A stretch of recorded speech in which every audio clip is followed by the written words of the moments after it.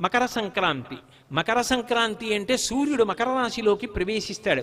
కాలము రెండుగా ఉంటుంది, దక్షిణాయనము ఉత్తరాయణము.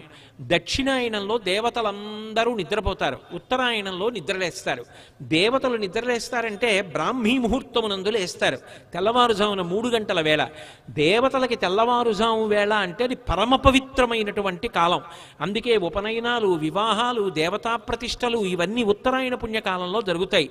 ఆ ఉత్తరాయణ పుణ్యకాలంలోకి సూర్యుడు ప్రవేశించగానే మజ్జనం దానికి ప్రాధాన్యత.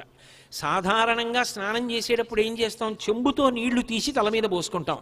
మజ్జనం అంటే మునక వేయుట, తల మునిగేటట్టుగా స్నానం చేస్తారు. జీవనదులలో కానీ పుష్కరిణులలో కానీ స్నానం చేస్తూ ఉంటారు. తల ముంచి స్నానం చేస్తారు, దాన్ని మజ్జనం అంటారు. స్నానం చేసి దేవతా సంబంధంగా, పితృదేవతా సంబంధంగా, జీవ సంబంధంగా